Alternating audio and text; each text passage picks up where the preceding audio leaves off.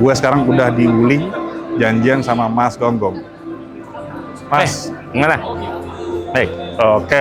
Ya. Mas, bisa kenalin Mas, ini siapa dan jabatannya seperti apa di Wuling? Ya, jadi saya Brian Gomgom, Ah. saya sekarang selaku senior manager untuk brand communication Wuling Motors.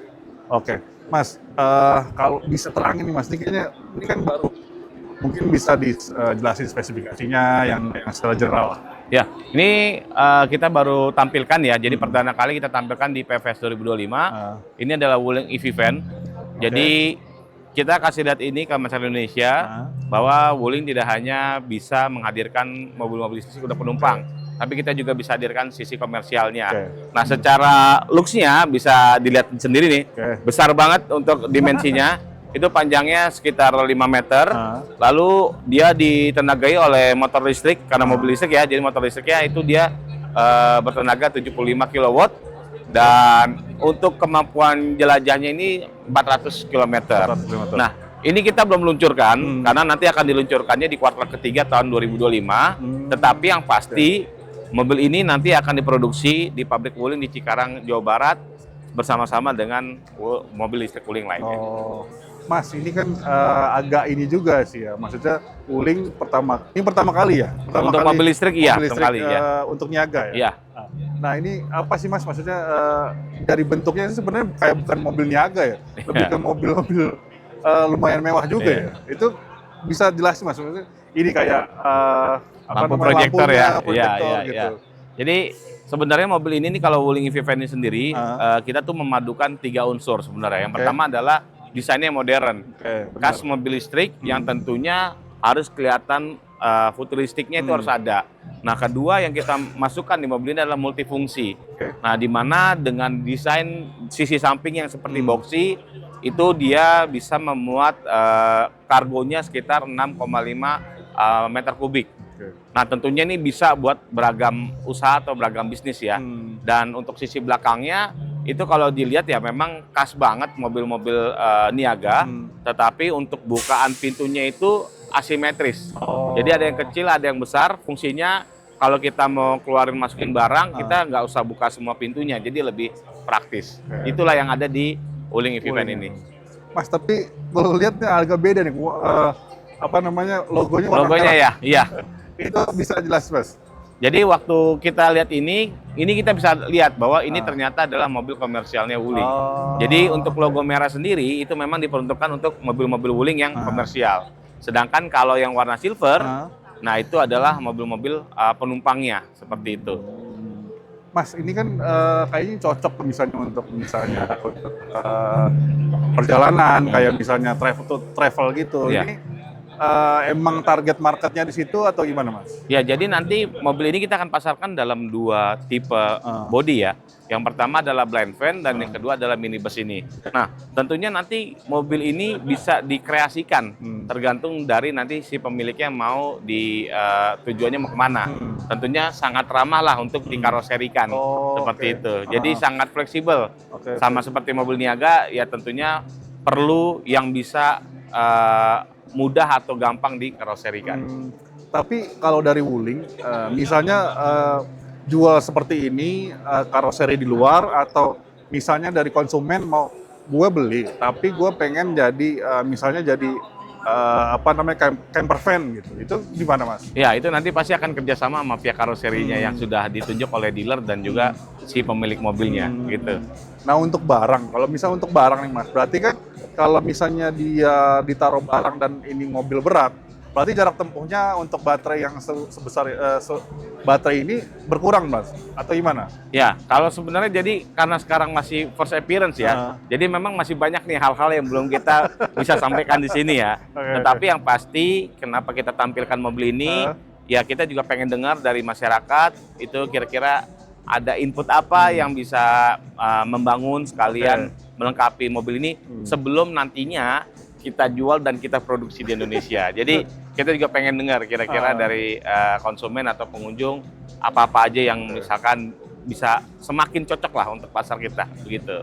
Berarti harganya belum dirilis? Harga belum, jadi harga belum dirilis, jadi kita hanya tampilkan modelnya saja, lalu beberapa spesifikasi, tapi ini sudah bisa di pre-book. Oh, Jadi nanti diluncurkannya di kuartal ketiga tahun ini. Jadi kalau mau pre-book sekarang sudah bisa. Kalau free booknya berapa tuh Mas? Ya kalau pre-booknya sama seperti SPK mobil lainnya ya itu bisa di angka 5 juta. Itu bisa dilakukan pre-book langsung ke dealer. Mas, spill dikit lah. Ini yang istimewa dari mobil ini apa? Mungkin interiornya Yang istimewa dari mobil ini, kalau interior kita belum bisa ngomong ya, tapi yang pasti dimensinya ini berbeda dari yang ada di pasaran. Lalu kedua, pilihan mobil listrik di segmen komersial itu tidak banyak, dan ini bisa menjadi salah satu jawabannya. Dan yang ketiga, karena besar dimensinya dan kargonya juga besar, ya harapan kami ini bisalah menjawab kebutuhan dari konsumen komersial, terutama yang tadinya pakai AIS berpindah ke mobil listrik. Berarti ini misi untuk menggerus gitu. Ya, sebenarnya ini salah satu langkah untuk memperbesar segmen EV di Indonesia, karena sekarang kalau Mas tahu juga perkembangannya segmen EV itu udah 8,1%, di mana tahun 2022 itu masih di angka 1% kecil. Dan sekarang sudah 8,1%. Nah, salah satu cara untuk membesar segmennya adalah menambah market yang belum ada. Nah, jadi kami berpikir bahwa dengan adanya Wuling EV Van ini nantinya itu akan membantu memperbesar segmen EV di Indonesia. Mas, untuk targetnya nih awal dari Wuling nih target berapa untuk penjualan ini? Ada target seperti itu nggak Mas? Kalau untuk mobil listrik itu sangat sulit untuk ditargetkan ya, karena beberapa kali kami lihat dari tahun 2002 sampai sekarang itu prediksinya itu agak susah, karena biasanya konsumen-konsumen ini agak lebih sensitif. Jadi ketika dia sudah dapat word of mouth dari orang, itu akan boostingnya akan cepat sekali. Berbeda sama mobil bensin ya. Kalau mobil bensin itu kita bisa memprediksi, tapi kalau mobil listrik itu banyak faktor yang mempengaruhinya. Betul. Ya termasuk pertumbuhan dari 1% di 2022 menjadi 8,1% di 2024, di kuartal 1 2025 8,1%, yaitu sangat jauh ya begitu. Kalau untuk mobil niaga ini fasilitasnya atau keistimewaannya itu sama nggak sama mobil penumpang yang lain? Ya, jadi kalau untuk yang ini khusus untuk yang pre-book ya. Jadi untuk yang khusus pre-book yang pertama kita kasih adalah unit delivery priority. Jadi nanti ketika sudah pengantaran unit ke dealer, yang pre-book itu akan menjadi prioritas pertama yang diantar. Lalu yang kedua, di pre-book ini bisa dapat yang namanya gratis biaya perawatan berkala, baik jasa maupun suku cadang. Dan yang ketiga, dia dapat gratis charging device untuk yang AC beserta instalasinya. Tapi khusus untuk yang pre-book saja. Itu untuk pre-book aja ya? Iya. Oke, Mas Gogem, kita beralih ke sana ya. Boleh. Silakan.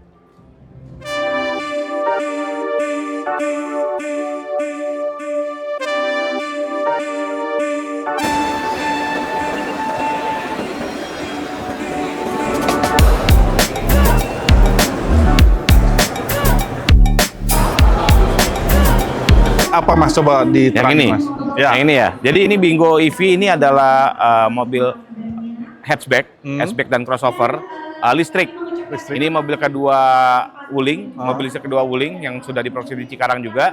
Dan waktu tahun 2024 lalu ini mobil listrik yang paling laris lah. 2024 ya. Jadi mobil ini memang desainnya beda, lebih ikonik, dan memang ini nyasarnya ke segmen anak-anak muda yang kreatif, dinamis, itu cocok banget.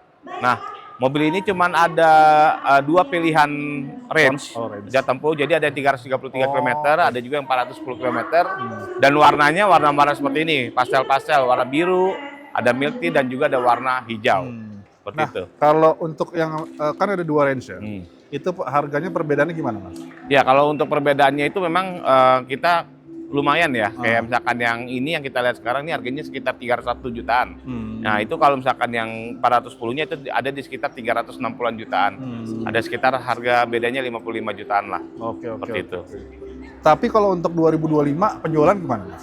Kalau 2025 ini juga tetap masih oke. Jadi dari REV sama Cloud itu urutan 1, urutan 2-nya adalah ini. REV yang pertama, ini yang kedua, baru yang Cloud-nya yang ketiga di tahun ini.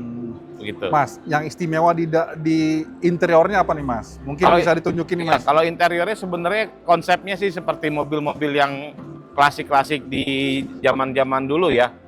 Jadi modelannya seperti ada soft touch panel, lalu ada model-model kayak marble warna gading, ivory. Nah, kalau yang tipenya warna biru, ini yang eksterior warna biru, itu interiornya warnanya warna hitam dan putih. Kalau eksteriornya warna milk tea dan hijau, itu warna dalamnya adalah warna coklat dan putih.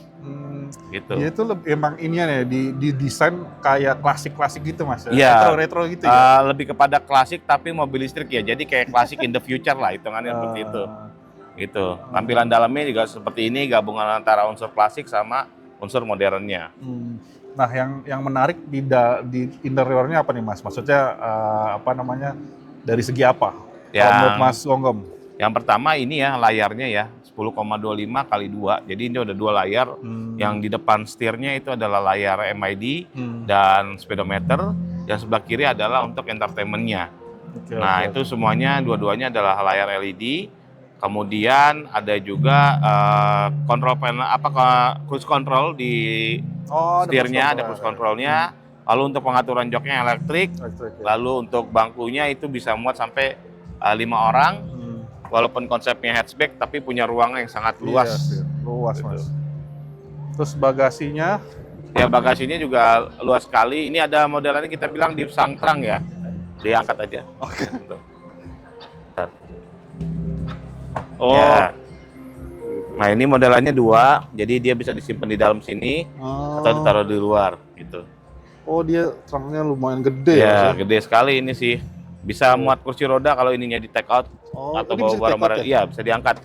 Ya. Oh gitu. Bisa diangkat. Jadi kalau belanja atau bawa cairan-cairan itu bisa disimpan langsung di situ. Kalau di sini biar nggak berantakan maksudnya? Iya, biar nggak berantakan sama lebih praktis. Iya sih. Seperti itu modelannya. Tapi kalau mobil listrik tuh nggak ada ini nih Mas, nggak ada ban serepnya? Oh, kalau untuk ban serepnya sebenarnya sudah digantikan dengan namanya tire inflator kit atau tire repair kit. Kayak gimana bentuknya? Jadi modelnya adalah seperti pompa dengan cairan seperti cairan untuk ban ya. Jadi nanti sini luas. Ya, cairannya nanti akan disemprotkan ke dalam ban dan nanti cairan itu akan secara otomatis nutup lubang yang ada di dalam ban tersebut begitu. Jadi lebih praktis sebenarnya. Berarti mungkin Mas di sebelah sini, boleh. Mas.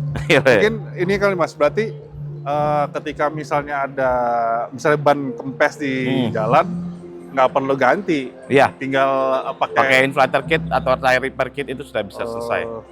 Gitu. Itu ada ini nggak Mas? Maksudnya kalau bolongnya kecil boleh, kalau misalnya udah besar nggak bisa gitu. Sebenarnya kalau untuk tire repair kit itu hanya dipergunakan ketika terjadi lubang.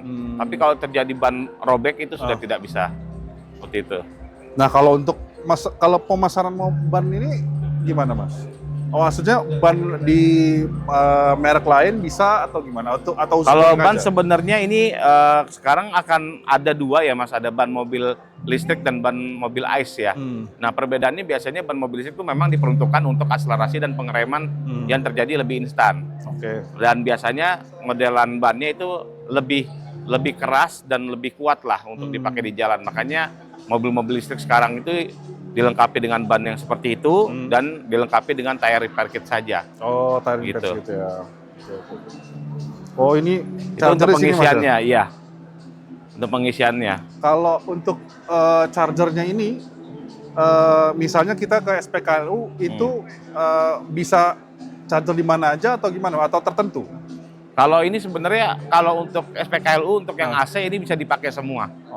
Jadi ada mobil situ ada 2, ada AC ada DC. Biasanya dilengkapinya kalau untuk baterai yang lebih besar itu biasanya dilengkapi juga dengan fasilitas DC charging. Tapi kalau baterainya kecil itu hanya dilengkapi oleh AC charging. Oh gitu. Seperti itu. Oke, terima kasih Mas Gonggom atas informasinya. Kita ke sana. Boleh.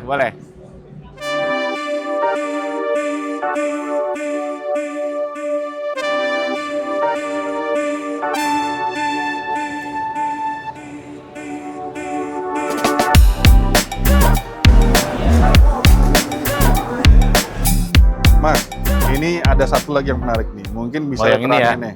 Yang ini Wuling Cloud EV. Dia adalah mobil EV yang memang segmennya ini berbeda nih. Dia medium hatchback. Dia lebih besar dibandingkan dengan Bingo dan ditujukannya untuk keluarga kecil atau keluarga besar nih? Ini udah bisa untuk yang keluarga dengan 2 orang anak lah ya, Orang anak. seperti itu. Mas, apalagi Mas, ini kan beda ya sama si Bingo ya, ini. ya. Apa yang beda dari Bingo? Dari mungkin tampilannya sih udah pasti beda. Iya. Maksudnya dari segi spesifikasinya, jarak tempuhnya. Gitu. Kalau untuk yang ini jarak tempuhnya lebih jauh ya. Jadi dari Wuling Air EV, Bingo EV, Cloud EV ini yang paling jauh. Ini durasi perjalanannya atau range ini 460 km. Yang otomatis juga ukuran baterainya lebih besar. Dia dilengkapi dengan pengisian AC dan juga DC charging. Dan yang pasti karena lebih besar ukurannya, di dalamnya pun jadinya lebih luas. Oke. Seperti itu. Mas, ini kan dari segi, ini kan menarik ya. Kenapa Wuling selalu di tengah nih ada Garisnya ya? di garisnya, lampunya di situ. Jadi sebenarnya kalau untuk secara konsep desainnya sendiri, mobil ini sebenarnya inspirasi dari awan. Makanya kalau kita lihat namanya Wuling Cloud EV. Nah ini dimensinya atau bentuk garisnya ini seperti awan. Jadi minim yang namanya garis-garis tegas atau garis-garis lurus. Begitu. Nah kalau untuk segi ininya, segi lampu DRL-nya seperti ini sebenarnya untuk lebih memperkuat kesan futuristiknya. Jadi untuk yang seperti ini tuh ada juga di mobil REV.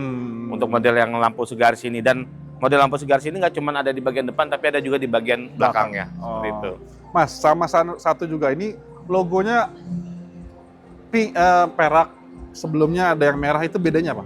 Ya, jadi kalau untuk logonya Wuling itu sebenarnya ada 2. Kalau yang tadi kita lihat di Vivan itu warnanya merah. Jadi kalau merah itu memang diperuntukkan untuk mobil-mobil Wuling yang komersial.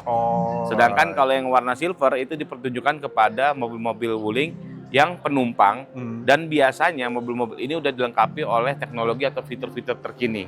Contohnya seperti yang mobil listrik ini yang REV, Bingo dan juga Cloud, ini seluruhnya warnanya warna silver. Seperti itu. Dan juga Alves, Almas yang mobil ICE kita juga itu warna silver juga.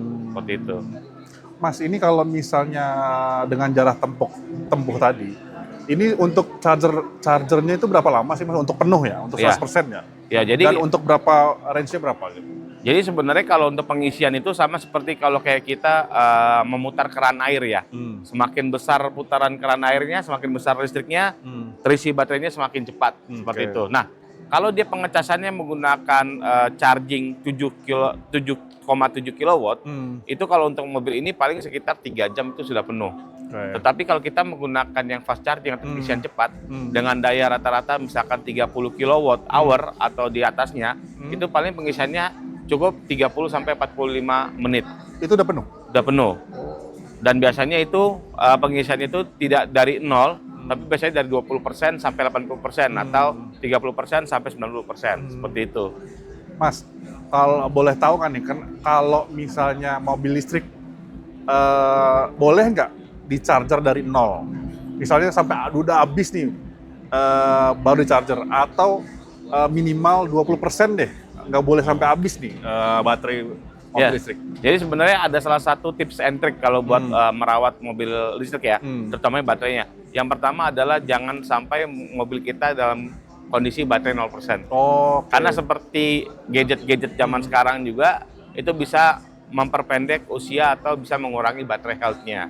Jadi kita sarankan kalau misalkan memang sudah di angka 10% atau 20%, silakan dilakukan pengisian daya secara penuh.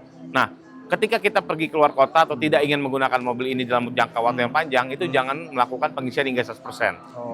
Harus dikasih jeda sekitar 95 atau 98%. Tapi jangan 100% dalam kondisi mobil tidak digunakan. Gitu. Jadi tips and triknya adalah jangan mengisi ketika sudah habis, dan jangan mengisi penuh kalau memang mobilnya tidak digunakan dalam waktu yang lama.